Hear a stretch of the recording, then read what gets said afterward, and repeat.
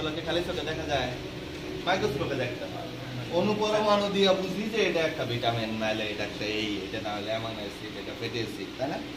ওগুলো ভাঙ্গা কে নেয়, কিভাবে নেয়? এই যে এগুলো গ্রন্থের ভিতরে ছোট ছোট চিকন চিকন অনেক ব্লাড ভেসেল আছে, ওরা ওগুলোকে ভেঙে ভেঙে ভেঙে ভেঙে ওই উপাদানটুকু রেখে বাকিটুকু যেটা দরকার নাই এটা পায়খানা হয়। এটার কাজ মুখ থেকেই শুরু হয়, মুখ থেকে একদম এই রাস্তা মতো সবচেয়ে বেশি কাজ হয় এটার পরে, এটুকুর ভিতরে। তবে মনে রাখতে হবে ডাইজেস্টিভ ট্র্যাক্ট মানে ইসোফেগাস থেকে শুরু না, মুখ থেকে, যেখান থেকে আমার লালা দেখা যায় ঠোঁটের ভিতর থেকে, রাইট? তো আপনাদের পরীক্ষা দিই, কিছুক্ষণ চাউল চাবাবেন মুখের মধ্যে নিয়ে, প্রথম দিকে চাউল চাউল লাগবে, গিলবেন না, 5 মিনিট 7 মিনিট 10 মিনিট চাবাইতে চাবাইতে এটাকে পাউডার করে গলায় পানি বানায় ফেলাম, এরপরে দেখবেন মিষ্টি লাগে। কারণ কি, ওই পুরা রাস্তায় যে ঘটনাটা ঘটতো এটা আপনি মুখের ভিতরে চাবাইতে চাবাইতে করে ফেলছেন।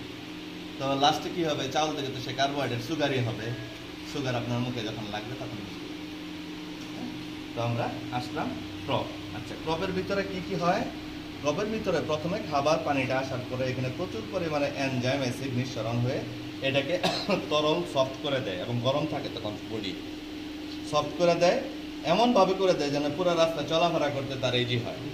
সিঙ্গেল ফুড খাইছে, ফিড খাইছে, সিঙ্গেল ওয়াটার খাইছে, কেউ পানি খায় না, এই জন্য এখন বসে থাকবে, পানি কখন আসবে মাখায় টাকায় দিব। যেমন বিল্ডিংয়ে যখন প্লাস্টার করা হয়, প্লাস্টার যখন করা হয় মিস্ত্রিরা বসে থাকে হাতের মধ্যে খন্তি টন্তি নিয়ে। ওয়ার্কারদের কাজ হলো কি, যুগালি, যুগালিদের কাজ হচ্ছে সিমেন্ট আর বালি আর পানিকে মিক্স করে তার একটা নির্দিষ্ট অনুপাতে তুলতুলে ধুলতুলে হবে, এরপরে তাগাড়িতে করে আয়না দিবে, এবার হলো প্লাস্টারের কাজ। তার আগে প্লাস্টার হবে না। সেম এখানে প্লাস্টারের যে মিক্সিংটা ওয়ার্কারদের, এটা মিক্সিং না বন্ধটা নিচে আসবে না হজমের জন্য। এই জন্য আমরা বলি যে মুরগির ঘরে খাদ্য থাক আর না থাক, পানিটা যেন থাকে। কারণ যখন যে অবস্থায় সে খায়, এটা এখানে ওয়েট না করে যত তাড়াতাড়ি এদিকে আসবে তত তাড়াতাড়ি হজম হবে, তত তাড়াতাড়ি ওজন আসবে। আর খাদ্যের পানির অভাব যদি থাকে এটা নামতে দেরি হবে। আজকে দেখা গেলো সারাদিনে 5 বার আধা ঘন্টা করে লেট হয়েছে বা 6 বার, তাহলে 3 ঘন্টা সে খাদ্য পানি কম খাইছে, 3 ঘন্টায় হজম কম হয়েছে। এই 3 ঘন্টা করে 5 দিন 7 দিন 10 দিন যাওয়ার পরে দেখা যাবে একদিন পিছিয়ে পড়ে গেছে। 24 ঘন্টা 3 8 24, 8 দিন পরে 3 ঘন্টা করে একদিন পিছিয়ে গেল এই মুরগিটা। যে মুরগিটা প্রতিনিয়ত পানি খাইছে, খাদ্য খাইছে, তার চেয়ে সে একদিন পিছিয়ে গেল। এই জন্য একদিনের ওজন তার এখানে কম আসবে। তো মুরগির ছোট বড় ওজন কম আসার কারণগুলো দিচ্ছে, এটাও একটা কারণ। ঠিক আছে, তো আমরা কেন চিল্লাই যে পানি দিয়েন পানি দিয়েন, পানি অফ রাখেন, পানিটা এই জন্য ইম্পর্টেন্ট। ওকে, তো ইসোফেগাস এখান থেকে থলের পরে আরো এটা এক্সটেন্ড হয়েছে, সামনের দিকে আসছে। সামনের দিকে এখন আমরা যাই ইসোফেগাসের সাথে, এই যে আমরা আসছি, আসার পরে দেখা গেলো হঠাৎ করে শেপ চেঞ্জ হয়ে গেছে। ইসোফেগাসটা ছিল কিরকম, একটা পাইপ লাইনের মতো, পাতলা পাইপ, এটা এসে এখানে মোটা হয়ে গেছে দেখা যায়, এখানে আরো মোটা এবং আরো শক্ত দেখা যায়। হ্যাঁ, তো এরপরে আমরা এটাকে এই পর্যন্ত এটাকে কেটে ফেলি। আচ্ছা, কেটে ফেলার আগেও কাজ আছে।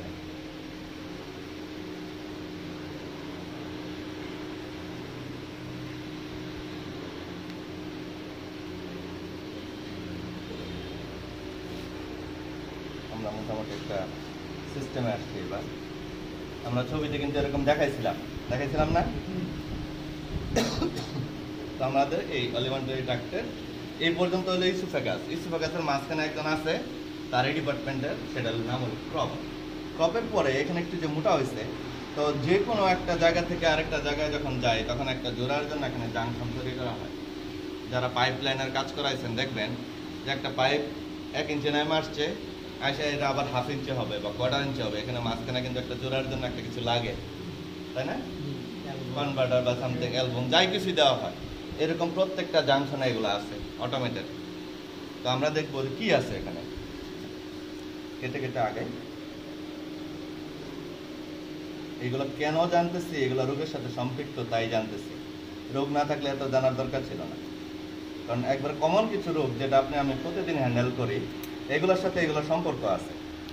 আচ্ছা, মনে রাখেন ইসোফেগাস, এরপর এটার নাম হলো প্রোভেন্ট্রিকুলাস, এটার নাম হলো গিজার্ড বা গিলা। এরপরে এখানে দেখা যায় একটা ইউ এর মতো লুপ দেখা যায়, তাই না? এই যতটুকু ইউ এতটুকুর নাম হলো ডিউডেনাম, এই পুরাটা ডিউডেনাম। কিন্তু ডিউডেনামের মাঝখানে আবার আরেকটা অংশ দেখা যায়, লম্বা একটা কি যেন একটা আছে মাঝখানে জোড়া দেওয়া, এটার নাম হলো প্যানক্রিয়াস। এটার নাম হলো প্যানক্রিয়াস। এই প্যানক্রিয়াসটা আমাদের গুরুত্বপূর্ণ একটা অর্গান, যার কাজ হচ্ছে ইনসুলিন তৈরি করে। প্যানক্রিয়াসের একবার প্রধান ফাংশন, একটা ফাংশন যদি বলা হয় সেটা হলো ইনসুলিন। ইনসুলিনের কাজ কি? আমাদের ইনসুলিনের নাম শুনে না এরকম কেউ থাকলে হাত তোলেন দেখি। তার মানে সবাই জানেন। কাদের লাগে ইনসুলিন? ডায়াবেটিসের রোগীদের। ডায়াবেটিসের রোগীরা কেন ডায়াবেটিসের রোগী? তার শরীরে ডায়াবেটিসের রোগী মানে শরীরে জোর নাই, শক্তি নাই, দুর্বল, দিন দিন খালি ভাঙতেই আছে শরীর। সিঁড়ি ভাই আর এখন তিনতলা উঠতে পারে না, তো বাসায় চেঞ্জ করে দেয়, লিফটলা বাসা ছাড়া চলতে পারে।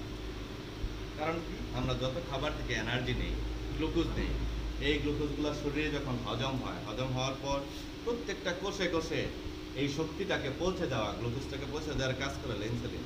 সেলের ভিতরে এনার্জি ঢুকানো। কারণ ইনসুলিনের অভাব যদি হয় তাহলে তো আর এই এনার্জিটা ঢুকতে পারে না, তখন কি কই যায়? এগুলো পায়খানা নাহলে প্রস্রাবের মাধ্যমে বেড়ে যায়। ব্লাডের মধ্যে এগুলো জমা থাকে, কোষের ভিতরে ঢুকতে পারে না। তো ব্লাডের ভিতরে যাই থাকে, ব্লাড তার নিজস্ব জিনিস ছাড়া বাকি এক্সেস জিনিসগুলোকে কি করে দেয়? বের করে দেয়, এক্সক্রিট করে দেয়। কি দ্বারা করে? কিডনির মাধ্যমে। কিডনির মাধ্যমে প্রস্রাব হয়ে ওগুলো বেড়ে চলে যায়, কারণ সে এটা ঢুকতে পারতেছে না, আর তাকে রাখা যাবে না, বের বাইরে যাবে। এই রক্তের মধ্যে একটা নিজস্ব কনসেন্ট্রেশন আছে। ব্লাড, রেড ব্লাড সেল কত পার্সেন্ট থাকবে, হোয়াইট ব্লাড সেল কত পার্সেন্ট থাকবে, প্লেটলেট কত পার্সেন্ট থাকবে, বিভিন্ন ধরনের আইটেম আছে, তারপরে প্লাজমা আছে। এইগুলার বাইরে যখন দেখবে গ্লুকোজ বাইরে গেছে, সে চেষ্টা করবে গ্লুকোজ বাইরে গেলে কতটুকু রাখবে। বীর হইতে হইতে এখানে আর জায়গা আটতেছে না, তখন সে লিক খুঁজবে, কোন দিক দিয়ে বাড়ানো যায়। তো যেটুকু প্রেশার খাইতে খাইতে তখন কিডনি হয়ে বের হয়, তখন কিডনি নষ্ট হওয়া শুরু হয়। লিভারের যাদের দেখবা ডায়াবেটিস, তাদের কিন্তু আরো 10টা অর্গানকে বাঁচাইতে হয় একটা থেকে। যখনই কিডনির উপরে প্রেশার পড়বে, কিডনির প্রবলেম হওয়া শুরু হবে। কিডনিতে যদি, এটা হলো কিডনি, এই যে এই কিডনিতে যখন প্রেশার বাড়তে থাকবে তখন কিডনি ফুলতে থাকবে। কিডনিতে যদি ডিলে হয় কাজে, তাহলে কিডনি থেকে সাক হয়ে যে রক্তটা এখানে আসে, এটা আবার ড্যামেজ হওয়া শুরু হবে, লিভার ড্যামেজ হওয়া শুরু হবে। এই জন্য ডায়াবেটিসের রোগীদেরকে বলা হয় যে ডায়াবেটিস তো আমরা কমাইতে পারবো না, নিয়ন্ত্রণে রাখেন। নিয়ন্ত্রণে রাখার জন্য এই ওষুধগুলো চিরকাল খাওয়া লাগবে। না খেলে কি হবে? আস্তে আস্তে দেখা যাবে কিডনি সমস্যা, ইন্ডিয়া পাঠাও, এবার 50 লাখ টাকার কারবার। কিডনির আগে দেখা যাবে লিভার নষ্ট হয়ে গেছে। প্রবলেম কিন্তু একটা থেকে শুরু হয়েছে, কারণ গ্লুকোজ ভিতরে জমা শুরু হয়েছে বাড়তেছে রক্তের মধ্যে। এই জন্য তখন এক্সট্রা আমরা এই মেশিনে যেহেতু ডিস্টার্ব হচ্ছে, আমার এই ফ্যাক্টরিতে ইনসুলিনের ফ্যাক্টরি নষ্ট হয়ে গেছে, এবার ইনসুলিন বাহির থেকে সরাসরি আমরা ইনজেক্ট করে দিই, খাওয়াই দিই সামহাও। ঠিক আছে? ওকে, এখন হলো যে এটা ইম্পর্টেন্ট কেন, এটা আমি কেটে ফেলি, এটা আমি কেটে ফেলে দেখাই।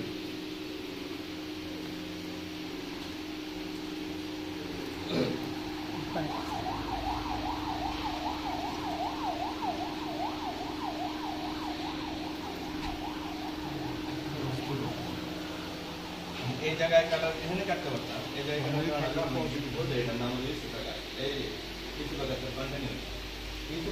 এবং এই প্রবেশগুলোর মধ্যে এই যে জাংশনটা, এই জাংশনটার মধ্যে একটা অন্যরকম শেপ না দেখা যায়, অন্যরকম শেপ। এবং এই প্রোভেন্টিকুলাস এবং গিজার্ডের মাঝখানেও কিন্তু একটা জাংশন আছে, এটাও কিন্তু অন্যরকম শেপ। বুঝতে পারতেছেন কিনা আপনারা? এই জাংশন দুইটার ভিতরে আমরা দুইটা রোগ খুঁজে পাই, এই জন্য এটা ইম্পর্টেন্ট। ঠিক আছে? এবং এখান থেকে এটুকু অনেক ইম্পর্টেন্ট একটা জায়গা, অনেকগুলো রোগের লক্ষণ এই জায়গায় পাওয়া যায়।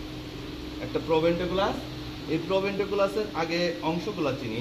প্রোভেন্টিকুলাসের মধ্যে আমরা এখানে একটু উঁচু উঁচু উঁচু উঁচু দেখা যায় না, এগুলো হচ্ছে প্রোভেন্টিকুলাসের মধ্যে যে গ্ল্যান্ড থাকে, এই গ্ল্যান্ডগুলার টিপ মানে এদিক দিয়ে বের হয়, ভিতরের থলে থেকে ভিতরের যে মিউকাসগুলা, ভিতরের যে কন্টেন্টগুলো, এগুলো বের হওয়ার জন্য এগুলো মুখ, ওইটার মুখ, তো এগুলোকে টিপ অফ দ্য গ্ল্যান্ড বলা হয়। আর এই পুরো অংশটাই গ্ল্যান্ড, এই না যা আছে এই পুরোটাই অংশ। এই যে এদিক থেকে আরো ভালো বোঝা যায়, ফ্যাটটাকে সরাইছি। তো এই ফ্যাটেরও গুরুত্ব আছে, ফ্যাট কি সরাবো, এই ফ্যাটেরও গুরুত্ব আছে। গিজার্ডের উপরে আমরা ফ্যাট দেখতে পাচ্ছি না, এটার উপরেও কিছুটা আছে। এই ফ্যাটের মধ্যে যদি আমরা পিন পয়েন্ট হ্যামারেজ পাই, একটা রোগে হয়, দ্বিতীয় কোনো রোগে হয় না। বাট এইখানকার ফ্যাটে, ঠিক আছে। আর বার্ড ফ্লু কিন্তু আমি বললাম এর আগে, এই লিভারের উপরে থাকতে পারে, হার্টের উপরে যে ফ্যাট ওখানেও থাকতে পারে, কিন্তু এই জায়গায় শুধু বার্ড ফ্লু কারণ মনে রাখতে হবে। তো আমরা এখানে দেখি তো আছে কিনা, নাই, এখানে কোনো এই ধরনের প্রবলেম নাই, ফ্যাটের কোনো রক্ত নাই। তো আমরা এই প্রবলেমগুলো আছে দেখেন, পুরো অর্গানটাই গ্ল্যান্ডুলার অর্গান।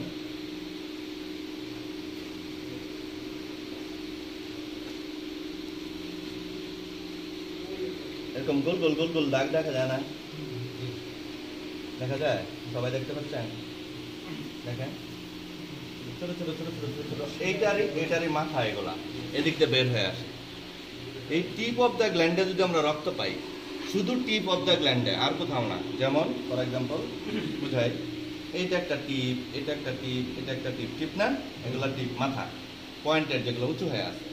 শুধু এই মাথাগুলোর মধ্যে যদি আমরা রক্ত পাই, রক্তের মতো দেখা যায়, পিন পয়েন্ট হ্যামারেজ পাই, তাহলে এটা একটা জিনিস নির্দেশ করে, এটা রানীক্ষেত। আমরা সবাই জানি রানীক্ষেত বার্ড ফ্লু দেওয়া হয়, বার্ড ফ্লু দেও হয়, কিন্তু রানীক্ষেতে শুধু টিপ অফ দ্য গ্ল্যান্ডে থাকবে, আর বার্ড ফ্লু হইলে টিপ অফ দ্য গ্ল্যান্ডের বাইরেও থাকবে। টিপ ছাড়া কি বাকি খালি জায়গা নাই? এখানে রক্ত পাবো, এখানে রক্ত পাবো, টিপেও পাবো, সব জায়গায় বিক্ষিপ্ত একদম শেষ সারকার করে দেবে। আর রানীক্ষেত যদি খুব অ্যাকিউট ফর্মে থাকে, তাইলেও কিন্তু ওটা দেখা যায় যে টিপ অফ দ্য গ্ল্যান্ড না, পুরো গ্ল্যান্ড হিসে রক্ত আর রক্ত, তখন আর আলাদা করা যাবে না কোনটা টিপ আর কোনটা গ্ল্যান্ড। ঠিক আছে? এই জন্য আমরা কনফিউজড হয়ে যাই ফিল্ডে গিয়া, যে এটা কি স্যার রানীক্ষেত চলতেছে নাকি বার্ড ফ্লু চলতেছে। হ্যাঁ, তখন আরও অন্যান্য লক্ষণ দিয়ে আমরা প্রমাণ করার চেষ্টা করব, খোঁজার চেষ্টা করব অন্যান্য লক্ষণ দিয়ে। হ্যাঁ, যে শুধুমাত্র এটাই না, তো আরও তো লক্ষণ আছে, এটা তো একটা লক্ষণ। তখন আমরা ডিফারেন্সিয়েট করি, দেখি ওইটা পাই কিনা, ওইটা দেখা যায়। এটা কি ডিজিজের কারণে হয়েছে কিনা আমরা জানি না। সবচাইতে ভালো উত্তর হচ্ছে জানি না। আর জানি বললে এর পিছনে লজিক দিতে হবে কেন হয়েছে। হ্যাঁ, যে এটা তো স্যার দেখে মনে হচ্ছে টিপ অফ দ্য গ্ল্যান্ডের বাইরেই সব, আর এত রক্তক্ষরণ দেখা যায়, তো মনে বার্ড ফ্লু হয়ে গেছে। বার্ড ফ্লু আরও কোনো লক্ষণ আছে কিনা, আমরা প্রথমে মুখ থেকে দেখা শুরু করছি, সর্দি নাই বার্ড ফ্লু কেমন হয়? রেসপিরেটরি ডিজিজ মানে শ্বাস প্রশ্বাস জনিত রোগ, ওটার নাম হলো বার্ড ফ্লু। তো ওর রেসপিরেটরির কোনো সাইন সিমটম নাই, ওটাকে বার্ড ফ্লু ধরবোই না আমরা। এখন যদি বলা হয় এটা কিসের জন্য, স্ট্রেসের কারণে হতে পারে, এইখানে এরকম একটা জায়গায় রক্তক্ষরণ হয়েছে, এটা হওয়াটা স্বাভাবিক হতে পারে ওই কারণে হতে পারে। ওকে, তো এই জাংশন, এই ইসোফেগাস থেকে আইসা এটার যে জাংশন, এখানে যদি রক্ত, এই যে গর্তগুলোর মধ্যে যদি মোটা মোটা রক্ত পান, তাহলে এটা বার্ড ফ্লুর কারণে হয়।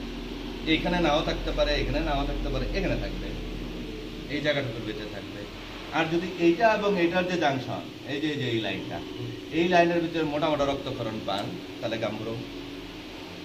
দেখেন আরেক রূপ চলে আসছে, গাম্বুরো কিন্তু রেসপিরেটরি ডিজিজ না, আরেকটা ডিজিজ। হ্যাঁ, কিন্তু এই জায়গায় গাম্বুরো তখনই লক্ষণ দেখাবে যখন বাকি বিভিন্ন অফিস অলরেডি ধ্বংস হয়ে গেছে। ওডিতে তো পাইছেন, এরপরে লাস্টে এখানেও পাবেন, কিন্তু এখানে পাইছি, অন্যটি পাই নাই, বার্ড ফ্লু না বা অন্য ওই রোগ না, গাম্বুরো না। গাম্বুরো বার্সাল ডিজিজ, সবার আগে বার্সায় সমস্যা করবে। আপনারা দেখেন একটা ডিজিজের নাম শুনছেন, IBH, inclusion body hepatitis. Hepatitis মানে কি? জন্ডিস মানে হেপাটাইটিস মানে জন্ডিস না।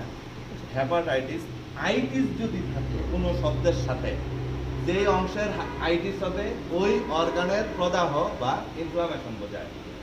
যেমন এন্টারাইটিস আছে না, এন্টারাইটিস, ব্রঙ্কাইটিস আছে না, ব্রঙ্কাসের মধ্যে ইনফেকশন হইলে যে, হ্যাঁ, ওটার নাম হলো ব্রঙ্কাইটিস। তাহলে হেপাটাইটিস মানে হেপাটিকের ভিতরে আইটিস হয়েছে। হেপাটিক মানে হলো লিভার, লিভারে যদি কোনো ধরনের আইটিস হয় তাহলে সেটা একটা হেপাটাইটিস। আমার রোগের নাম হলো inclusion body hepatitis. Inclusion body পাওয়া যাবে হেপাটিক অংশে। আপনারা লিচু হার্ট দেখে কয়ে ফেলতেছেন আইবিএস। তো এটাতে প্রবলেম না থাকলে লিচুর মধ্যে হার্ট হোক, দাম হলে তাই হোক, সেটা হেপাটাইটিস না। হেপাটাইটিস হলে এটার রোগ, এইখান থেকে ব্লক করতে করতে পানি গিয়ে জমতে জমতে দেখা গেল যে এখানে এসে পানি জমছে। তার মানে এটা তো আগে অ্যাটাক হয়েছে, এটা আগে পাইতে হবে না আমার সমস্যা। আমি বুঝাইতে পারছি, ইনক্লুশন বডি আমরা কই পাবো? এটার ভিতরে পাবো। আর ইনক্লুশন বডি যখন এটাতে পাবো, তার মানে হলো এটার সাইজ এরকম আর থাকবে না, আরেক রকম হয়ে যাবে। হেপাটাইটিস, লিভারে হেপাটাইটিস থাকবে, সোজা কথা। লিভারে হেপাটাইটিস নাই, আপনি হার্ট দিকে IBS হয়ে গেছে না। IBS এর দুইটা ফর্ম আছে, একটার নাম হলো IBS, আরেকটার নাম হলো আরেকটার নাম কি? ওই সজীব হেল্প করো না, এইচপি, হাইড্রোপেরিকার্ডিয়াম। ওই যে পেরিকার্ডিয়াম দেখাইছিলাম, হার্টের উপরের কাভারিং এর নাম কি? পেরিকার্ডিয়াম। ওইটার ভিতরে হাইড্রেশন হবে, হাইড্রো মানে পানি। তাহলে হাইড্রোপেরিকার্ডিয়াম বলতে পারেন আপনি লিচি হার্টকে, কিন্তু লিচি হার্ট যখন দেখবেন লিচি হার্টও আছে এবং এটাও প্রবলেম আছে, তখন আইবিএস, তার আগ পর্যন্ত আইবিএস না। ঠিক আছে, ক্লিয়ার? ওকে। তাহলে আমরা এখানে একটা ইম্পর্টেন্ট জিনিস দেখলাম, বার্ড ফ্লু চিনলাম, বার্ড ফ্লুতে এখানে প্রবলেম হয়, এখানে বার্ড ফ্লুতেও হয়, রানীক্ষেতেও হয়, আর এখানে গাম্বরেতেও হয়। খুব ইম্পর্টেন্ট না এই জায়গাটা? ওকে। এখন হলো মুরগির শরীরে যতগুলো মাংস আছে, এটাও কিন্তু মাংস, মাংস কিনা না হাড্ডি, মাংস, যতগুলো মাংস সবচাইতে শক্তিশালী মাংস এটা, রান্না হয়ে এটি ভর্তা হয়ে যেতেছে, তাও এটা কসকস করে, তাই না? কারণ কি? কারণ হলো মুরগির শরীরে খাবার হজম করার যে পদ্ধতি আছে, এই পুরো পদ্ধতির মধ্যে এটাকে গ্রাইন্ডার বলা হয়, যে গ্রাইন্ড করে ভেঙে গুঁড়া গুঁড়া করে ফেলায়। হ্যাঁ হ্যাঁ মা, হ্যাঁ। তো আমাদের ঘরে দেখবেন অনেকের ঘরে ব্লেন্ডার আছে, 650 টাকাতে পাওয়া যায় ব্লেন্ডার। গ্রাইন্ডার কিনতে গিয়ে 600 টাকায় পাইবেন না, 5000 লাগবে, 4000 লাগবে।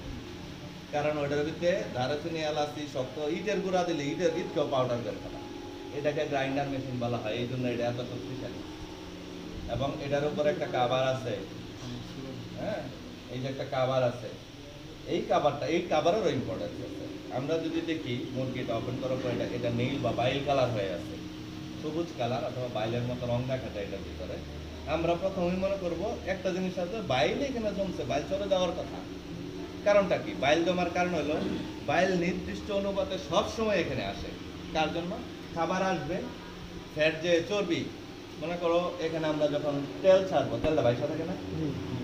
কিন্তু এমন কিছু মেডিসিন আছে যেটা এই তেলের মধ্যে দিলে আর ভাসে না, এটা মিশে যায়। যেমন কি সাবান, আমাদের হাতে তেল লাগছে, যতই ধুই পিছলা যায় না, পানির মধ্যে হাতটা দিলে তেল ভাসা ভাসা উড়ে উড়ে যাচ্ছে। সাবান একটু দিলে কিন্তু আর তেল নাই, কারণ সে আর তেলের ফর্মে থাকে না, সে পানির সঙ্গে মিশে যায়। তো এই ওই তেলকে পানির সাথে মিশানোর ঔষধ হলো এই বাইল। তো প্রতিনিয়ত এখানে আসে, আসার পরে দেখা গেলো সে খাবার খায় না, মুরগি 3 ঘন্টা 4 ঘন্টা যাবো তো সুস্থ ছিল, শরীর ভালো না, হ্যাঁ, মাঝে মাঝে একটু গলা শুকিয়ে গেলে পানি খায়। তো ও এই দিকটা কিন্তু বাইল আসতেই আসে, বাইল আসে, এটাকে নীল করে ফেলতেছে, কিন্তু খাবারের খবর নাই। তো এটা যে কোনো ডিজিজের কারণে, অসুস্থতার কারণে এখানে আমরা বাইল কালার পাবো। কারণ আমরা বুঝবো যে খাবার খায় না এই মুরগি, একটু এর বাইরে আর বোঝার দরকার নাই। আচ্ছা, এটার হেলথ নিয়ে এখন সারা ওয়ার্ল্ডে সবচাইতে বেশি কনসার্ন, সারা দুনিয়া।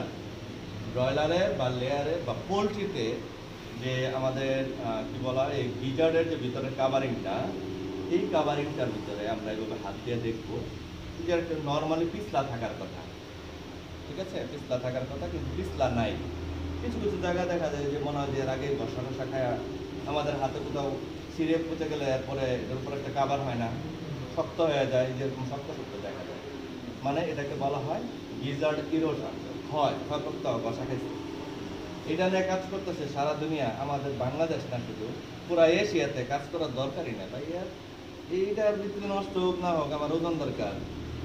এটার ইম্পর্টেন্স হচ্ছে কেন এখানে ইরোশনটা হয়, তার মানে ফিডের মধ্যে এমন কিছু আছে যেটা ভাঙতে গিয়ে মেশিনের যন্ত্রপাতি নষ্ট হয়ে যাচ্ছে, পাথর বেশি শক্ত, তাহলে ক্যালসিয়াম বেশি শক্ত। এইগুলাকে নিয়ন্ত্রণ করার জন্য ফিড কোম্পানি, যারা কোম্পানি ম্যানুফ্যাকচার আছে, তাদের খুব ইম্পর্টেন্ট ওই অংশ। এই যে খসখসে দাগ দেখা যায় এইগুলা, কিন্তু এটা যখন আমরা তুলে ফেলবো, তুলে ফেলার পরে যে অংশটা থাকবে এটা খুব স্মুথ, তেলের মতো তেলে হইতে হবে, তার মানে এটা সুস্থ গিজার্ড। আর যদি ওটা তোলার পরে ওটা উঠতে চায় না, বাইজা থাকে, তাহলে কষ্ট করে তুলবো, তোলার পরে দেখবো যে এই জায়গাটা খসখসে, তার মানে গিজার্ডের রেশনের পরিমাণ অনেক বেড়ে, কিন্তু এখান থেকে আমরা ইনফেকশাস কোনো ডিজিজ খুঁজতে যাবো। ঠিক আছে, ক্লিয়ার সবাই? এবার শুরু হলো ডিউজেনাম থেকে, এবার রোগ শুরু হবে, প্রতিদিন পাওয়া যায় ফিল্ডে। তো আমরা তো ইন্টেস্টাইন এখানে, আচ্ছা এখন পুরা অলিভান্টারি ট্রাক্ট বা ডাইজেস্টিভ ট্রাক্টের প্রথম অংশটা পাইলাম কি, ইসোফেগাস, তারপরে প্রোভেন্ট্রিকুলাস, তারপরে গিজার্ড, তারপরে গিজার্ডের পিছন থেকে যেটা আমরা ছিঁড়ে ফেললাম বা কেটে ফেললাম, এই যে এই অংশটা আমরা ছেড়ে ফেলছি, এটা হলো এটার মাথা। এটার গোড়া থেকে শুরু হলো কি ডিউডেনাম। ডিউডেনাম থেকে এই পর্যন্ত এই অংশটার নাম হলো ইন্টেস্টাইন। বাংলায় আতরি বুদুরি যা বলেন, ভুঁড়ি নারী ভুঁড়ি যাই বলেন, এই নারী ভুঁড়ির নাম ইংরেজিতে বলা হয় ইন্টেস্টাইন। ইন্টেস্টাইনের আবার দুইটা পার্ট, স্মল ইন্টেস্টাইন আর লার্জ ইন্টেস্টাইন।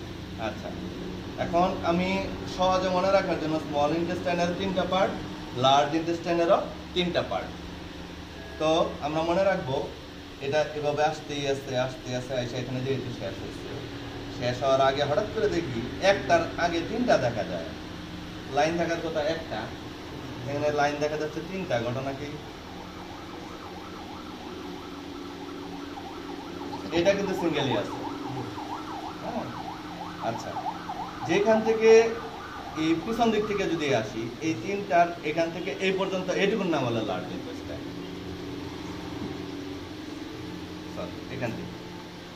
এখান থেকে হলো সিকাম কোলন রেকটাম। রেকটাম হচ্ছে এই যে লাস্টে একটু মোটা অংশটাতে, এইটুকু হলো রেকটাম, আর এইটুকু হলো কোলন, আর এই দুই পাশে যেটা হলো সিকাম। সিকাম কোলন রেকটাম হলো লার্জ ইন্টেস্টাইন। তার আগ পর্যন্ত যে সিঙ্গেল লাইনটা আছে পুরোটা স্মল ইন্টেস্টাইন। স্মল ইন্টেস্টাইনের এখন প্রথম অংশটার নাম হলো আমরা জানতে পারছি ইউ এর মতো যেটুকু ছিল ডিউডেনাম। তারপর একটুকুর নাম কি? জেজুনাম। ডিউডেনাম, জেজুনাম, এই সাহায্য করো ইলিয়াম। ইলিয়ামটা সবসময় ভুলে যায়, কারণ হলে খালি গরুরটা আসে, গরুরটা হলো রেটিকুলাম, খালি রেটিকুলাম আসে আমার মাথায়, রাইট? ওকে, ইলিয়ামটা ভুলে যাই। তো ডিউডেনাম, আমরা ডিউডেনামের ইউ লুপটার ভিতরে যেটুকু পাইছিলাম এটার নাম কি বলছি? প্যানক্রিয়াসের কালারটা সবাই দেখে রাখেন, এটা মাস্কুলার কালার হবে।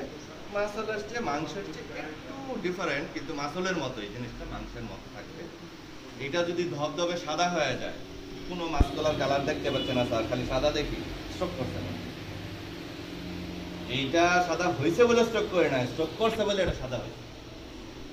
স্ট্রোক খালি এটা দেখে বুঝবো না তো, ওইগুলোও থাকতে হবে। এই যে বলছিলাম স্ট্রোক করবার সময় এই চিকন ভেনগুলো একদম ব্লাড দ্বারা সারকার অবস্থা থাকবে, টাইট হয়ে থাকবে।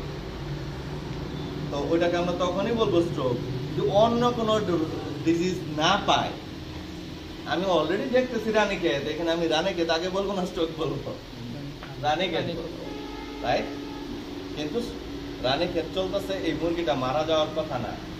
এরকম আছে না যে রানীক্ষেত 100% মরে নাই, 30% মরছে, আছে না?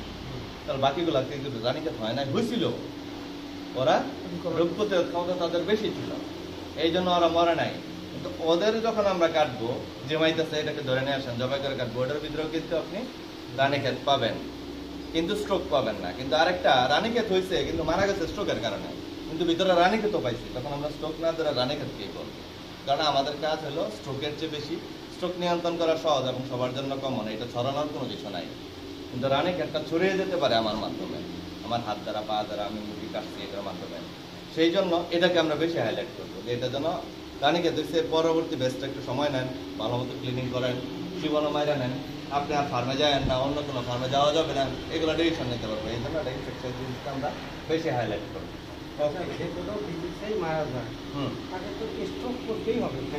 না, স্ট্রোক করতে হবে না। স্ট্রোক মরে যাওয়াটাকে স্ট্রোক বলে না তো, তাহলে তো আমরা ডেথ বলতাম কেন? স্ট্রোক হচ্ছে এক্সেস পরিমাণে স্ট্রেসের কারণে ব্রেইনে এবং হার্টে যে কোনো জায়গায় রক্ত এসকেপ করবে এবং সে তার ফাংশন বন্ধ হয়ে যাবে। হার্ট এবং ব্রেনের ফাংশন যদি কোনো এক্সটার্নাল কোনো প্রেশারের কারণে বন্ধ হয়ে যায়, তখন সেটাকে স্ট্রোক বলা হয়। ব্রেন স্ট্রোক, হার্ট স্ট্রোক করে না।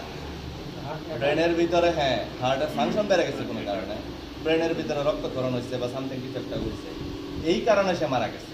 এই কারণে যদি মারা যায় তাহলে এটার নাম হলো স্ট্রোক। কিন্তু তার কিডনি ফেল করছে, এটা তো স্ট্রোক না, ঠিক আছে? ওকে, আমরা এবার যাই। আচ্ছা, তার আগে বুঝি ইদানিং একটা কমপ্লেন আসতেছে বাজারে, ফিল্ডে, যে মুরগি তো ইদানিং মেল কম আসে, ফিমেল বেশি আসে। তো মেল ফিমেল আমরা দেখি সে নর্মালি লেয়ারে, তাই না? ব্রয়লারে আমরা দেখি না। ব্রয়লারে কেন দেখি না? কারণ আমরা আমাদের একটা স্থায়ী নলেজ দিয়ে দিচ্ছে ব্রয়লার কোম্পানিরা, যারা আমাদের ব্রয়লার বিক্রি করে আমাদের কাছে। আপনাদের কাছে দেখবেন একটা এফসিআর এর চার্ট আছে, পারফরমেন্স চার্ট আছে না? কোন বয়সে কত ইএফ হবে, বডি ওয়েট কত হবে, আছে না? এটার ভিতরে দেখবেন এট হ্যাচ লেখা আছে, মেল দেওয়া আছে, ফিমেল দেওয়া আছে। এট হ্যাচ মানে হ্যাচারি থেকে বাচ্চা বাড়িছে, এভারেজ কি রেজাল্ট হবে, এটার একটা চার্ট।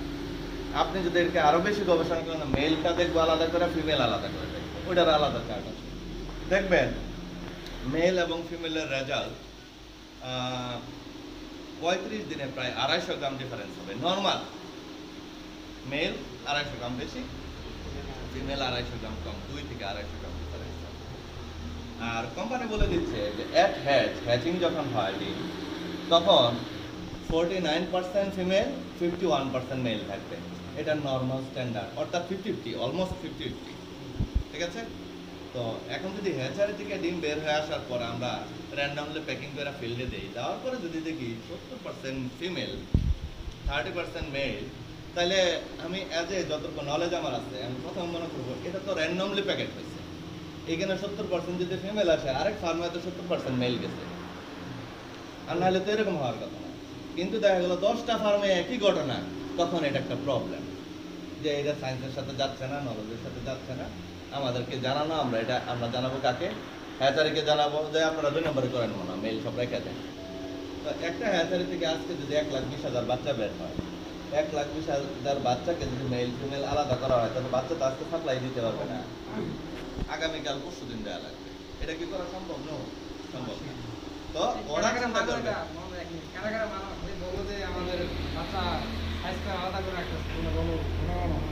কোনো সুযোগই নাই। হ্যাঁ হ্যাঁ, আমি এটা শুনে আসছি, আমি দেখে আসছি, আমার আমলেও ছিল, এখনো আছে। তো এটা বললাম তো যে একটা কারণ হতে পারে র্যান্ডমলি এক জায়গায় কম গেলে আরেক জায়গায় বেশি যাবে। আর যদি সব জায়গায় এটা হয়, তাহলে এটা ব্রিডের সমস্যা হতে পারে। তখন আমাদের কাজ কি? কাকে জানাবো? ভেটারিকে জানাও লাভ নাই, আমাকে জানাও লাভ নাই, আমাদের বসদের সাথে আমরা মিটিং করবো। যেমন এখানে আপনাদের সকলের বস আছে, সে আকরাম, আমরা আলোচনা করবো এটা নারীর বছর কানে যাবে, এবং এমন ভাবে উত্থাপন করবো, তাদেরকে আমি সাপোর্ট দেবো। তাদের কাজ হচ্ছে সেলস মার্কেটিং নিয়ে তারা ব্যস্ত, তারা ফিল্ডের খবর রাখবে। টার্গেট হচ্ছে আমার কি, আমার তো 110% সেল করা লাগবে। আমার কাজ হচ্ছে ফিল্ডে কি হচ্ছে না হচ্ছে এটাকে এক্সপ্লেইন করা। আমি তখন তাদেরকে সাপোর্ট দেবো যে এই হলো ব্যাপার, আমার কাছে নারী এরকম হওয়ার কথা না, কিন্তু কোন কারণে এটা। হ্যাঁ, আর যদি ফিল্ডে দেখা যায় এরকমই, তাহলে কতটুকু কম হবে? ওই যে 5 থেকে 10% বডি ওয়েটের কম বেশি হবে। এখন ফিল্ডে গিয়ে দেখতেছি সর্বনিম্ন রেজাল্ট আসার কথা 200 গ্রাম কম। কত দিনে? 35 দিনে। এখন 200 গ্রাম না, 600 গ্রাম কম। এইটা তো তাহলে ব্রিডের সাথে সম্পর্ক না, অন্য কোনো সমস্যা আছে। ঠিক আছে? আমি বুঝাইতে পারতেছি কিনা? যে জায়গায় আমি স্ট্যান্ডার্ড পাওয়ার কথা আজকে দেখাবো, যদি আপনারা চান আমি ল্যাপটপ খুলে মোবাইল খুলে দেখাবো যে আমাদের 35 দিনের স্ট্যান্ডার্ড দেওয়া আছে 2.2 কিলো, এরকম আছে না? 2 কেজি 230 গ্রাম এরকম দেওয়া আছে। এবার মেলে দেখেন 230, ফিমেলে গিয়ে দেখেন 2 কেজি 200 গ্রাম না, 2 কেজি 100 গ্রাম অথবা 2 কেজি 35 গ্রাম এরকম। তার মানে 200 গ্রাম ডিফারেন্স। তার মানে শুধু ফিমেলও যদি 100% আপনার ফার্মে যায়, তাহলে তো 35 দিনে 2 কেজি হওয়া লাগবে, তাই না? মিনিমামটা হলে তো 2 কেজি হওয়া লাগবে, কিন্তু এটাও আসতেছে না। তখন আমরা অন্য কোনো কারণ খাবার হজম হয় না, নাকি খাবারে প্রোটিন নাই, এইটা নাই ওইটা নাই, নাকি রোগ হয়েছে, নাকি স্ট্যান্ডার্ড ওয়েটের খাবারই খায় নাই, উদাহরণ করছে এরকম হয় না? এফসিআর ভালো স্যার, আমাকে কেউ একজন ফোন দিয়ে বলতে স্যার আজকে মুরগির বয়স 26 দিন, এফসিআর 1.2 আছে, স্ট্যান্ডার্ডের মতোই আছে, কিন্তু মুরগির ওজন তো স্যার 600-700 গ্রাম। তার মানে এফসিআর ভালো, মুরগির ওজন নাই, তার মানে সে খাদ্যই খায় নাই, যেটুকু খাইছে ওইটুকুর ওজন সে দিচ্ছে। বোঝাইতে পারছি কিনা? তার খাদ্য খাওয়ার কথা, কথার কথা 2 কেজি জায়গায় খাবার খেয়েছে 1 কেজি 200 গ্রাম, তাহলে 2 কেজি খাদ্যের যে ওজন আসতো ওটা তো এমনিতেই আসবে না। কিন্তু 1 কেজি 200 গ্রাম খাবার খাওয়ার কথা, ফর এক্সাম্পল 25 দিনে, যে 25 দিনে 1 কেজি 200 গ্রাম খাবার খাবে এবং মুরগির ওজন হবে 1 কেজি 100 গ্রাম। তো এইটা খাইতেছে আমার 35 দিনে গিয়া একটা মুরগি এই খাবার খাইছে, তো ওই সময় তো এই ওজনই থাকবে, মাঝখান থেকে আমার 10 দিন পিছায় গেল। তো পিছায় যাওয়ার কারণ কি? অনেক কারণ, ওইগুলো তো আমরা যাবো না। আমরা এইগুলোর সাথে যে রিলেট করে এগুলো আমরা আলোচনা করব, ঠিক আছে? ওকে, তাহলে আমরা আসলাম, আবার ব্যাক করলাম যে আমরা প্রথমে ডিউডেনাম দিয়ে শুরু করব। ডিউডেনাম থেকে অর্থাৎ স্মল ইন্টেস্টাইন, এগুলো হচ্ছে স্মল ইন্টেস্টাইন, এগুলোর নাম কি বলছিলাম? মেসেন্ট্রি।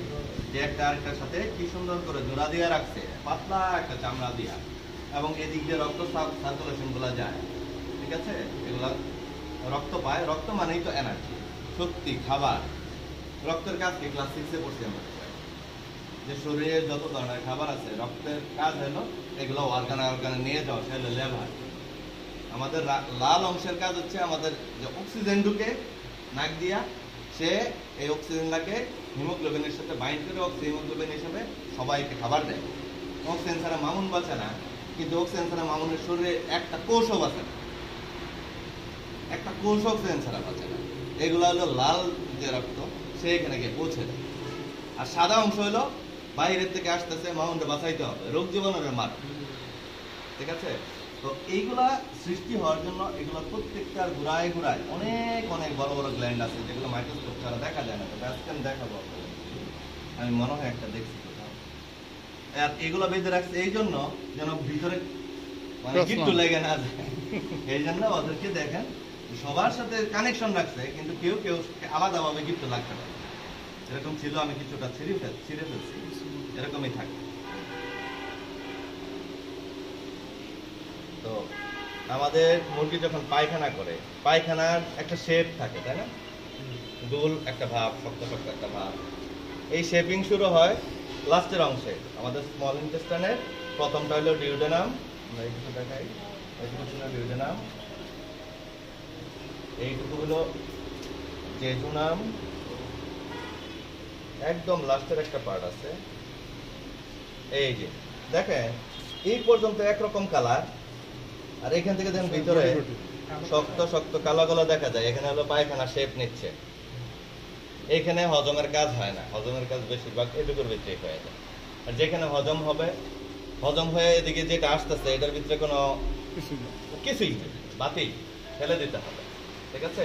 আর যেখানে কিছু আছে খাবার দাবার, ভিটামিন, লবণ, এখানে শুধুমাত্র আমাদের শরীরেই দরকার নাই, ব্যাকটেরিয়াকে বাঁচতে এলেও সে এখানেই আসে। এখানে বেশি খাবার দাবার রিচ এরিয়া। হ্যাঁ, আমরা এইটুকুকে বেশি গুরুত্ব দিব, কারণ এইটুকুর ভিতরে আমরা এন্টারাইটিসের যে রোগ, যেটাকে এন্টারাইটিস বলা হয়, মানে ইন্টেস্টাইনে আইটিস হয়েছে, ইন্টেস্টাইনে একটা প্রদাহ হয়েছে। প্রদাহ কাকে বলে? দেখবেন কিছু বন্ধু বান্ধব বলে এই যে দাঁড়িয়েওয়ালা লোকটা দেখতেছিস না, ফুলে যায়, ব্যথা করে, গরম হয়ে যায়। এই চারটা জিনিস যদি ঘটে, ওটার নাম হলো আইটিস বা ইনফ্লামেশন। কি কি? রেডনেস, সোয়েলিং মানে ফুলে যাওয়া, হিট, পেইন। এই চারটার একটাও বাদ থাকলে ওটা আইটিস না, ইনফ্লামেশন না। তো আমরা এন্টারাইটিস যদি বলি, তার মানে এইখানে প্রদাহ থাকতে হবে, লাল থাকতে হবে, ফুলে যাওয়া থাকতে হবে, পেইন থাকতে হবে এবং হট থাকতে হবে, আর নাহলে এটার নাম আইটিস না, ঠিক আছে? ওকে, তো আমরা এটার ভিতরে দেখতেছি এইটুকুর ভিতরে কোন অংশটুকুতে লাল পাই? এই অংশের মধ্যে হালকা লালচে দেখা যায়, তাই না? লালচে, এইটুকু দেখে মনে হচ্ছে লালচে, কিন্তু যদি আইটিস হইতো আরো বেশি লাল হইতো, কিন্তু আইটিস না পাইলে তো আমি দেখাইতে পারবো না। এটা নর্মাল, যেহেতু এই জায়গাটা সবচেয়ে বেশি কাজ করে, এটার সাথে এই অংশের ভিতরে আমার প্যানকেস ছিল, তাই না? এটার মধ্যে সার্কুলেশন বেশি, এই জন্য একটু বেশি লাল দেখা যাচ্ছে, কিন্তু এটা লাল না। লাল হইলে কেমন হইতো? আচ্ছা দেখি, দেখাইতে পারতেছি না, তারপরে দেখি। এখানেও কিছু ক্ষরণ হয়েছে, কিন্তু এইগুলো একরকম হয়েছে, ইউনিফর্ম। কিন্তু এই জায়গায় দেখা যাচ্ছে ইউনিফর্ম না, এই যে গোল গোল গোল গোল দেখা যায়, ছোট ছোট গোল, এখানে একটা গোল, এখানে একটা গোল, এখানে একটা গোল, এখানে একটা গোল আছে। এরকম যদি হয়, এটা হচ্ছে অতিরিক্ত স্ট্রেসের কারণে হয়, এটা কনফার্ম। কিন্তু এখানেটা আমরা কনফার্ম না, কারণ এখানে তো গোল দেখতেছি না। গোল আসছে মনে হয় এক দুটা। তো আপনারা যারা স্লটার হাউসে যান, এটা তো আমিও, আপনারা স্লটার করতেন, স্লটার মানে জবাই। আর এই যে এখানে কাছে এই পাশে স্লটার হাউস আছে, স্লটার হাউসে দেখবেন ধরেন 30,000 মুরগি জবাই করা হয়েছে, 30,000 মুরগিতে এটা পাবে, এই যে ছোট ছোট ছোট ছোট, ঠিক আছে? এটা আবার রোগ ধরা যাবে না, একটা রোগেও এটা হয়, কিন্তু এটা দেখার আগে আমরা সেই রূপ পাই দেবো, ঠিক আছে? তো এই জন্য এটুকু দেখে মনে করা যাবে না এই সালমোনেলা হয়ে গেছে, এটা নেক্রোটিক এন্টারাইটিস হয়ে গেছে। তো এন্টারাইটিস মানে এটার ভিতরে প্রদাহ থাকলে এন্টারাইটিস, রাইট? বলছি না এই পুরোটার যে কোনো জায়গায়। এখন হলো এনই বা নেক্রোটিক এন্টারাইটিস একটা রোগ আছে। নেক্রোটিক এন্টারাইটিসটা বাংলাদেশে অলমোস্ট 100% ফার্মি আছে। মুরগি পায়খানা করার সময় পায়খানার সাথে সাদা সাদা বিজল বের হয়ে আসে, এটাকে নেক্রোটিক বলা হয়। কেন? নেক্রোসিস মানে পচে এটাকে শরীর থেকে খুলে পড়ে যাওয়া। যেমন আমার যদি এখানে একটা ঘা হয়, ঘা হওয়ার পরে টাপ দিলাম, পুজ বেরোলো, এরপরে রক্ত বেরোলো, এরপরে দেখা গেল যে একদিন পরে এটা আবার ওয়াশ করতে হয়, আর ও কোত্থেকে যেন কি আসে। আমার শরীরের এক্সট্রিম ওয়ালটা ওটা যদি মারা যায় বা কোনো অংশ ডেড, কোনো একটা মারা যায়, যেমন কোষ মারা গেছে, কিছু কোষ মারা গেছে, মুরগি মারা গেছে, এটাকে ডেথ বলবো। ডেথের পরে একটার পর একটা প্রসেস শুরু হয়, পচা শুরু হয়, পচতে পচতে লাস্ট থেকে হাড়গুলা থাকে, বাকিগুলা সব পোকা মাকড় খায় ফেলায়, তাই না? তো সেল ডেথের পরে যে স্টার্ট হয় সেটা হলো নেক্রোসিস। ওটা আস্তে আস্তে একবারে পচে গন্ধ হয়ে ওই জিনিসটা তার আগের ফর্ম হারায় ফেলায়, নেক্রোসিস বলা হয়। তো আমরা নেক্রোসিস খুঁজবো কোথায়? এইখানে খুঁজবো। এইগুলাতে ছোট ছোট নেক্রোসিস আছে, আমরা মাইক্রোস্কোপ না লাগালে বুঝবো না। কিন্তু এই পুরো ওয়ালটার ভিতরেই যখন নেক্রোসিস হয়ে যায়, উপরের যে লেয়ার আছে, যেটা যে এখন পিছলা লাগতেছে, আমি বুঝতেছি যে এখানে একটা ওয়াল আছে, বুঝতেছেন না? সফট একটা ওয়াল, মখমলের মতো একটা ওয়াল আছে।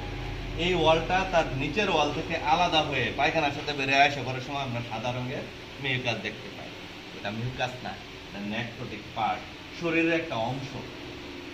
এটা ছিঁড়ে বেরিয়ে গেছে, এমন একটা রোগ হয়েছে, ওইটার নাম হলো নেক্রোটিক এন্টারাইটিস। ঠিক আছে? এখান থেকে হয়, এখান থেকে হয় না, এই প্রথম অংশ থেকে হয়। ওকে, আরেকটা এন্টারাইটিস আছে কোলি এন্টারাইটিস, এটা ইকোলাই থেকে হয়। কোলি এন্টারাইটিসে ওই নেক্রোসিস পাওয়া যাবে না, কারণ নেক্রোসিস হয় না। নেক্রোসিস মানে আমি বুঝাইতে পারতেছি না। ধরেন এটা তো ভিতরের অংশ, এখান থেকে আমার এইটুকু অংশ আগুনে পুড়ে গেছে, পুড়ে যাওয়ার পর দেখা যাবে পানি দিয়ে ধোয়া হইতেছে, পুজ হয়েছিল, পুজটাকে সারা এখন পানি ঢালতেছে, এরপর কেমন কেমন জানে পচা পচা কিছু অংশ দেখা যায়, কচুরি বানার মতো সাদা সাদা, যেগুলোকে আমরা এগুলাতে ধরলে এভাবে উঠে আসবে।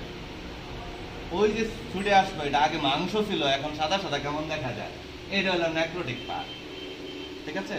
তো এই পুরা উপরের লেয়ারটা যখন বেড়ে যাবে, অর্থাৎ সে মাংস ছিল এখন বেড়ে গেছে, এই অংশটা হলো নেক্রোসিস, সাদা সাদা হয়ে যাবে জায়গাগুলো। আমরা নেক্রোটিক এন্টারাইটিস ছাড়াও আমাদের কিছু কিছু রোগে এই লিভারের মধ্যে এরকম ছোট ছোট গোল গোল স্পট পাওয়া যায় সাদা সাদা, ওই অংশটা হলো নেক্রোসিস হয়ে গেছে, ঘা হয়ে ওই জায়গাটা নষ্ট হয়ে গেছে, সেলগুলা মারা গেছে, ওটার নাম হলো নেক্রোসিস। মুরগি জীবিত, কিন্তু ওই অংশটুকু কিছু অংশের সেলগুলা মারা গিয়ে পচে গেছে, ওটার নাম হলো নেক্রোসিস। ঠিক আছে? তো নেক্রোটিক এন্টারাইটিস বললেই হবে না, নেক্রোটিক এন্টারাইটিস আর নরমাল এন্টারাইটিস, পলি এন্টারাইটিস, সালমোনেলার এন্টারাইটিস, অনেক ধরনের এন্টারাইটিস, অনেকগুলো রোগের কারণে তো এন্টারাইটিস। 3 দিনের আগের খাবার খান না, খাই দেখেন আধা ঘন্টা চেয়ারে বসে লেকচার দিতে পারেন কিনা, আধা ঘন্টা বাথরুমে বসে থাকেন, বাথরুম থেকে আইসা বসার আগে গো বাবা একটু আবার আসতেছে খারাপ, এটা হলো enteritis, not necrotic enteritis. Necrotic enteritis মানুষের হলে হাসপাতালে লাইফ সেট আপ দিয়ে রাখা লাগবে। আর আমরা মনে করি ও আপনার সঙ্গে তো নেক্রোটিক এন্টারাইটিস, এই অ্যামোক্সিসিলিন ডানামক্স দিয়ে দাও। আরে বাপরে, এটা এত সহজ নাকি? দেখলে নেক্রোটিক এন্টারাইটিস, পায়খানা দেখে বুঝতে হবে যে ওর নেক্রোটিক পার্ট বের হয়ে আসছে, নেক্রোসিস হয়ে ওই অংশটা খুলে বের হয়ে গেছে পায়খানা। ঠিক আছে? যেটাকে আমার সয় বলি। এখন লতের মতো দেখা যায়, আপনারা পায়খানাটাকে নিয়ে ধরে ধরে দেখবেন যে এখান থেকে চিকন চিকন সুতার মতো বের হয়েছে, এগুলো নেক্রোসিস। আর যদি শুধু পাতলা পায়খানা হয় তাহলে এন্টারাইটিস, এটাকে নেক্রোটিক এন্টারাইটিস বলা যাবে না।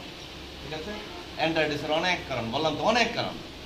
ওকে, তো আমরা এখন একটা কমন রোগ আছে, এটার নাম হলো রক্তামশয়। রক্তামশয় আমাদের বাংলাদেশে 2টা জায়গা থেকে আমরা পাই নর্মালি। একটা হলো এই ইন্টেস্টাইনের যে এখানে যে সিকা আছে, 2 পাশে 2টা সিকাম থাকে, 2টা সিকা, এই জায়গায় যদি আমরা রক্ত পাই, এগুলো বাহির থেকেই বোঝা যায় এটার ভিতরে রক্ত আছে, কিন্তু আদারওয়াইজ এখানে সিকাল ফিসিস থাকবে, পায়খানা থাকবে। আর যদি রক্তর মতো দেখা যায় তখন আমরা কেটে দেখবো রক্ত আছে কিনা। অনেক সময় আমরা রক্ত পাই না, তারপরেও আমরা রক্তামশয় বলি। তার কারণ কি? এটাতে পাই না, আরেকটাতে থাকতে পারে। আমি হাইটা দেখতেছি পায়খানার মধ্যে রক্ত, তো রক্তামশয় সাসপেক্ট করলাম, এবারে কাইটা এটার মধ্যে পাইলাম না, তার মানে এই না যে এই ফ্লকের মধ্যে রক্ত আমাশয় নাই, আরেকটা হয়তো করছে। তো আবার এরকম হইতে পারে এই মুরগিতে রক্ত আমাশয় হয়ে মুরগিটা মরে নাই, সুস্থ হয়ে গেছে। সুস্থ হওয়ার 5 দিন 7 দিন 10 দিন পর আমরা যখন এটা কাটবো, এখানে ধরলে দেখো শক্ত, অনেক শক্ত। এটা শক্ত না, এটা হলো কাদামাটির মতো কনসিস্টেন্সি, আর এটা হলো হার্ড মনে হবে, পাথরের মতো মনে হবে। যখন আমরা পাথরের মতো পাবো, এটা হলো সিকাল ফিসিস। আমরা সাধারণত এই ধরনের ফিসিস আপনারা যখন ফিল্ডে যান গিয়ে দেখবেন যে চটচটে ফিসিস, একটু কালচে কালার, বা একটু অনেক সময় ইসের মতো গুড়ের মতো দেখা যায়, বা এই ধরনের কালার দেখা যায়। এগুলো দেখেন ছুটতেই চায় না, বাইরে থাকে। হ্যাঁ, মানে সবচাইতে আঠালো পায়খানা। একটা মুরগি দিনে 2 থেকে 3 বার, 8 থেকে 12 বার পায়খানা করে একটা মুরগি 24 ঘন্টা। এর ভিতরে 2 থেকে 3 বার এই সিকামের ফিসিসটা বের হয়ে যায়। এটা আমি জানি না, এটা হয়তো এখন থেকে 1 লাখ বছর পরে মুরগিতে এটা থাকবেই না। যেমন এগুলো হচ্ছে বিবর্তনের ফসল। আমাদের মানুষের অ্যাপেন্ডিক্স হয় না, অ্যাপেন্ডিসাইটিস, এটা শরীরে কোনো দরকারই নেই, কোনো ইউজফুল না সে। এই জন্য উন্নত বিশ্বে এখন যে সকল বাচ্চা সার্জারিতে জন্মগ্রহণ করে, অথবা প্রথম 10 বছর 12 বছরের মধ্যে কোনো ধরনের একটা রোগের কারণে পেটে অপারেশন করতে হয়, তখন ডাক্তার বলে যে তো লিভারের একটা ছোট অপারেশনে ঢুকছি, অ্যাপেন্ডিক্সটা কেটে ফেলাই দিই, কি পাবো, এটা তো দরকার নাই, ডাক্তার ফেলাই দেয়, আচ্ছা ফ্রি ফেলাই দিলাম। কিন্তু এই মুরগিরও এটা এক ধরনের অ্যাপেন্ডিক্সের মতো। কিন্তু এ আমাদের বিরাট ঝামেলা, কারণ আমি দেখতেছি খাবার মুখ দিয়ে ঢুকে এদিক দিয়ে এদিক দিয়ে এসে এদিক দিয়ে বেরিয়ে চলে যাবে, এদিক দিয়ে আবার ডাল ডাইলো করতে গেল। এটা কারোর কোনো কন্টিনিউশন ছাড়া, হয়তো বা কোনো এক সময় এই প্রজাতির এই দুটার খুব ভালো ব্যবহার ছিল, কিন্তু এখন কাজের মধ্যে একটা কাজই হয়, রোগ আইসা এখানে জমা হয়, রক্তামশা। তো রক্তামশা হয়ে ভালো হয়ে গেছে, এটা আমরা এই মুরগি কেটে বুঝতে পারি। যদি এটার ভিতরে এই যে এই পায়খানাটা এরকম না থেকে এখানে শক্ত শক্ত একটু সাদা সাদা দেখা যায়, যেমন শাল হইলে আমরা একটু শক্ত বীচের মতো বের হয় না, এরকম যদি আমরা পাই তাহলে বুঝবো এ রক্তামশায় হয়েছিল, রক্ত অলরেডি শরীর খেয়ে ফেলছে, বেরিয়ে গেছে, কিন্তু ওটা কিছু অংশ ফাইবার টিস্যুগুলো এখানে রয়ে গেছে, কেজিয়াস মাছগুলো রয়ে গেছে। দেখবেন অনেক সময় ব্রন্টন সময় মতো না গালাইলে এরপরে জায়গাটা শক্ত হয়ে থাকে, চামড়ার নিচে এটাকে হোয়াইট হেড বলে, কারো বলে ব্ল্যাক হেড। চাপ দিবেন দেখবেন বিচির মতো শক্ত বের হয়, এরকম এগুলোর মধ্যে পাওয়া যায়। এগুলো দেখলে আমরা বুঝবো যে একবার অ্যাটাক হয়েছিল। আর না হলে এখানে রক্ত পাবো, আর নাহলে এইটুকুর ভিতরে রক্ত পাবো, পাইলেই কক্সিডিয়াসিস বা রক্তামশা। আর এইটুকু আমাদের দেখার দরকার নেই, ইন জেনারেল দেখবো এই কারণে যে এটার ভিতরে গ্যাস জমে আছে কিনা। এই যে প্রচুর গ্যাস জমা হয়েছে, ঠিক আছে। তো মৃত্যুর কতক্ষণ পরে গ্যাস হয়? মরে যাওয়ার 1-1.5 ঘন্টা পর থেকে, প্রথম সেকেন্ড থেকে গ্যাস হওয়া উৎপাদন শুরু হয়েছে। এটার ভিতরে crore crore bacteria, billion billion bacteria, হ্যাঁ, যারা গ্যাস সৃষ্টি করে তারা গ্যাস সৃষ্টি করবেই, এটা নর্মাল। এটা নিয়ে কোনো টেনশনের কিছু নাই। তবে এখান থেকে আমরা কিছু খুঁজতে চাচ্ছি, এমন কিছু যেটা আমরা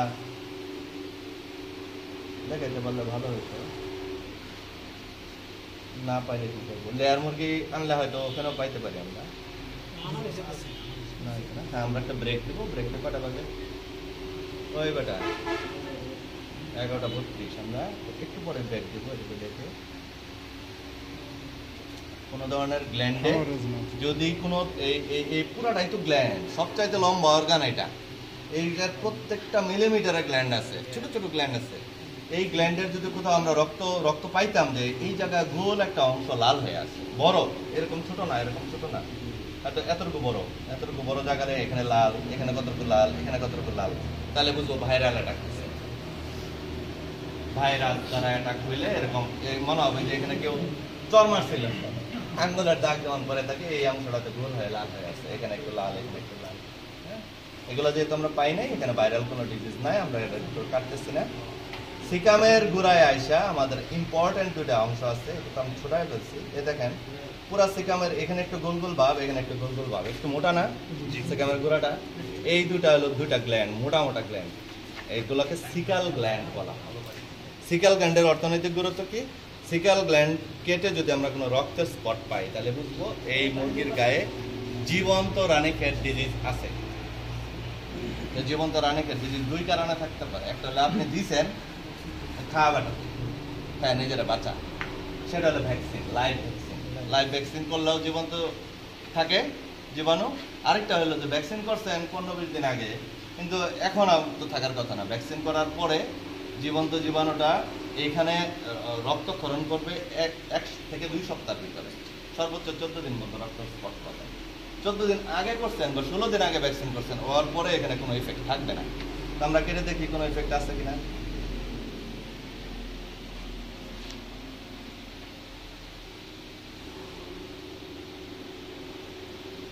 এই দেখেন রক্তের স্পট, দেখা যায় রক্তের স্পট ক্লিয়ার। তো এই মুরগিটার ওজন দেখে মনে হচ্ছে মুরগির বয়স কমপক্ষে হয়তো বা 30-32 দিন হবে। তার মানে হলো 18-19 দিনের রানীক্ষেতের একটা ভ্যাকসিন করা হয়েছিল, ওইটার ইফেক্ট হয়ে গেছে। কিন্তু এটা দেখে বলা যাবে না এই আপনার মুরগিতে রানীক্ষেত লেগে গেছে, এটা দেখেই জিজ্ঞেস করতে হবে। আমি জানি যেটা দুই কারণে হতে পারে, একটা হলো ইনহিউজ আমরা করছি, আরেকটা হলো অ্যাটাক হয়েছে। এই বদলে করলো যে ভাই আমি জীবনে কোনোদিন মুরগিতে রানীক্ষেত ভ্যাকসিন করি না, কিন্তু এর মধ্যে যদি এতটুকু স্পটও পাই তাহলে রানীক্ষেত দিই। ওকে, ভ্যাকসিন করা না কিন্তু স্পট আছে। ভ্যাকসিন করার পরে 14 দিন বন্ধ স্পট থাকবে, 15-16 দিনে আমরা পাবো না। আর এই মুরগির লাইফেই ভ্যাকসিন হয় নাই, কিন্তু এটা পাইছি, তার মানে সামথিং ক্লিয়ার। এই কোলন সিকাম, কোলনের কোনো ব্যবহার আমাদের নাই। কোলনের ডিজিজ হওয়ার আগে মুরগি মইরা ভূত হয়ে গেছে। এখানে হওয়ার কারণে ডিজিজ খাবার নাই, এখানে যা আছে পায়খানা, এখানে জীবন সব এদিকে অ্যাটাক করে। ঠিক আছে, বেড়ে গেল কোলন রেকটাম। তো রেকটামের যে বাহিরের অংশটা, যেটাকে আমরা বায়ুপথ বলি বা সামথিং, এটাকে সাধারণত আমরা অ্যানাস বলি না। মানুষের ক্ষেত্রে অ্যানাস, গরুর ক্ষেত্রে অ্যানাস, মুরগির ক্ষেত্রে ক্লোয়েকা বলা হয়। ক্লোয়েকা কেন, ওটাকে ডিফারেন্ট কেন করা হয়েছে? কারণ সে একটা বের হওয়ার রাস্তা না, 3টা জিনিসের বের হওয়ার রাস্তা এক জায়গায়। পায়খানা ওই দিক দিয়ে বের হয়, প্রস্রাব ওই দিক দিয়ে বের হয়, ডিম ওই দিক দিয়ে বের হয়, সঙ্গম আবার এদিক দিয়ে করে। তো 3টার মিলনস্থল এক জায়গায় এবং এরা ফাংশন একসাথে করে। হ্যাঁ, তো আমরা যখন মেল ফিমেল বলতেছিলাম, এই বারটা মেল নাকি ফিমেল, এই যে মুরগির টেস্টিক্যাল ভিতরে থাকে, বাইরে আসে না। এই যে দুটা বিচি দেখা যাচ্ছে, তার মানে সে পুরুষ ছিল। ঠিক আছে, ওকে ওকে। তো আমরা এখানে আমার মেল ফিমেল দেখারই দরকার না, আমরা এখানে দেখতে যাবো এই পাশে একটা কিডনি, এই পাশে একটা কিডনি আছে। এই কিডনিটাকে দেখব, আমরা লাংসটাকে দেখব। এই যে লাংসটা বের করা খুব কঠিন। লাংসে আমাদের বাহিরের বাতাস, এনভায়রনমেন্টের বাতাস ঢুকে, অক্সিজেন নিয়ে ঢুকে, এখান থেকে হার্টে যায়, হার্ট থেকে সারা শরীরে যায় অক্সিজেন। এই জন্য এই অংশটা সব সময় লাল টকটকে হবে।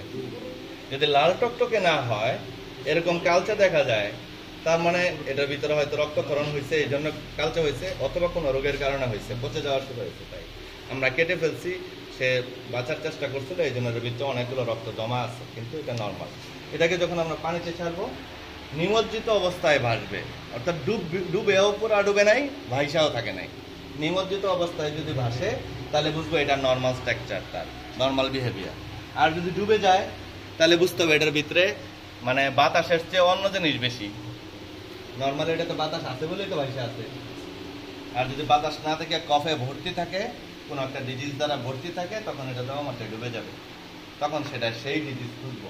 ঠিক আছে, তো এটা নর্মাল আছে। ওকে, দেখেন এই জায়গা দুটাকে খুব শক্তভাবে এদের এমন খাঁচা দিয়ে, আমাদের শরীরের মধ্যে সবচেয়ে বেশি প্রোটেকশন বুকের মধ্যে। কেন? মানে আমাদের শরীরে সবচেয়ে ইম্পর্টেন্ট অর্গান এখানে। হার্ট সারা শরীরকে চালাচ্ছে খাবার দিয়া, লাংস হার্টকে খাবার দিচ্ছে অক্সিজেন দিয়া, এই জন্য দেখবেন উপরটা খাঁচা, পিঠ দিয়ে খাঁচা। আর এইখানে আইসা সব জিরানোর কাজ, খাবার খাইতেছেন বেলুনের মতো, পেট বড় হইতেছে, এই জন্য এই জায়গার মধ্যে কোনো প্রোটেকশন নাই। ঠিক আছে, নড়াচড়া করেন, কোনো সমস্যা নাই। ঠিক আছে, কিন্তু পিছনে হাড়ের পাশে দুইটা, এই দেখেন পিছনে হাড়ের পাশে এখানে শক্ত শক্ত হাড় আছে, এই দেখেন শক্ত শক্ত হাড়। কারণ কি, এখানে দুইটা ভাইটাল অর্গান আছে। কিডনি, সে আমাদের ভাইটাল অর্গান কাকে বলে? যেই অর্গানগুলো ফাংশন বন্ধ হয়ে গেলে ডেথ ঘোষণা করা হয়, তাদেরকে ভাইটাল অর্গান বলে। চোখ কি ভাইটাল অর্গান? চোখ না থাকলে মানুষ বাঁচে না। হার্ট ছাড়া বাঁচবে, ভাইটাল অর্গান। ব্রেন ছাড়া বাঁচবে, ভাইটাল অর্গান। কিডনি ছাড়া বাঁচবে, ভাইটাল অর্গান। লিভার ছাড়া বাঁচবে, ভাইটাল অর্গান। লাংস ছাড়া বাঁচবে, ভাইটাল অর্গান। এগুলো ছাড়া কোনোভাবেই জীবন বেঁচে রাখা সম্ভব না। ইন্টেস্টাইন, এটা ধরেন মানুষের ইন্টেস্টাইন, ডাক্তার মামুন স্যারের ইন্টেস্টাইন। খাইলে 2 দিন পর পর পেটে ব্যথার ওষুধ খাইতে লাস্টে গিয়ে টেস্ট করে কয় যে ইন্ডিয়া যান। ইন্ডিয়াকে টেস্ট করে দেখি, এখানে আমার আলসার হয়ে ফুটা হয়ে গেছে। আলসারের পরে এই জায়গা ছিঁড়ে রক্ত বেরোচ্ছে, আর আমি এই দিক দিয়ে খাইতেছি প্যারাসিটামল।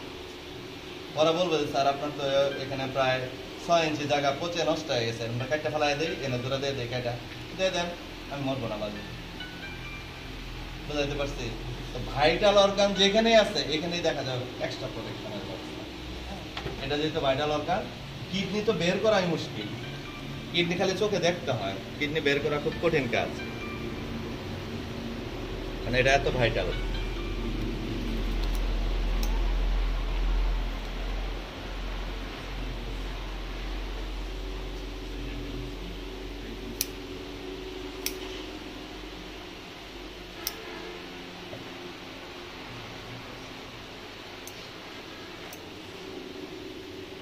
দেখেন কিডনি আপনারা কেমন বের করবেন, হাড়ের ভিতরে ঢুকে আছে, শুধু দেখে রাখেন যে এটার নাম কিডনি।